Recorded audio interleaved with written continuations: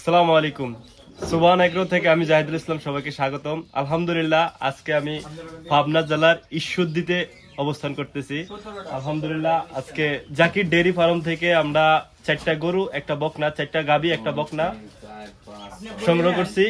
আলহামদুলিল্লাহ, জাকির ভাই অত্যন্ত ভালো মানুষ।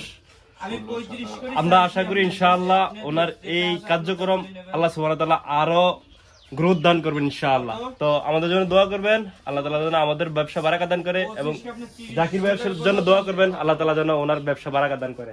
কিছু বলবেন নি ভাই আমার দর্শকদের উদ্দেশ্যে? দর্শকের উদ্দেশ্যে বলছি, আপনারা আমার কাছে আসছেন অনেক দূর থেকে, কোনো কষ্ট পাইছেন? না, আলহামদুলিল্লাহ আমি কোনো কষ্ট পাইনি, আমি অনেক সন্তুষ্ট। আলহামদুলিল্লাহ, আলহামদুলিল্লাহ আমি অনেক খুশি। আলহামদুলিল্লাহ, সুবহান এগ্রো থেকে আমি জাহিদুল ইসলাম এবং আমার ছোট মামা ইমাম হোসেন, তার সাথে আমার বাবা, আমরা 3 জন গতকালকে পাবনার ঈশ্বরদীতে চলে যাই আমাদের খামারের জন্য কিছু দুধ গাভী সংগ্রহ করার জন্য। আমরা বাইরের থেকে আমরা 4টা গাভী নিছি, একটা বকনা আর একটা বকনা নিছি, 4টা বাছুর নিছি। ভাইয়া আমাদের জন্য দোয়া করবে, আমরা যেন কামিয়াব হইতে পারি। আর ভাইয়ের জন্য দোয়া রইল, ভাইয়ের জন্য ব্যবসা ভালোভাবে আগাইতে পারে। আমাদের মতন মানুষের জন্য, ব্যবসার জন্য না, উনি যেন খেদমত করতে পারে, সেই দোয়াই কামনা করি। আর ওনার জন্য সবাই আমরা দোয়া করি যেন। আলহামদুলিল্লাহ, অনেক সন্তুষ্ট হয়েছি, আলহামদুলিল্লাহ অনেক খুশি হয়েছি। আল্লাহ যেন আপনাকে কামিয়াব করে, আমরা সেটাই দোয়া করি। আমাদের জন্য দোয়া করবেন, ঠিক আছে? ধন্যবাদ, আসসালামু আলাইকুম। তো যাই হোক, আলহামদুলিল্লাহ আমরা খামারে যাওয়াতে আমাদের সবচাইতে ভালো যেটা হয়েছে, আমাদের চাহিদা অনুযায়ী আমাদের রেঞ্জের মধ্যে সবচেয়ে ভালো গরুগুলো আমরা কানেক্ট করতে পেরেছি। আমরা চাঁদপুর থেকে সেই ঈশ্বরদীতে গিয়েছি, এতে আমাদের সবচেয়ে বড় সুবিধা হচ্ছে এটাই, আমরা নিজে দেখে শুনে ভালো করে আমরা বুঝে গরুগুলো নিতে পারতেছি।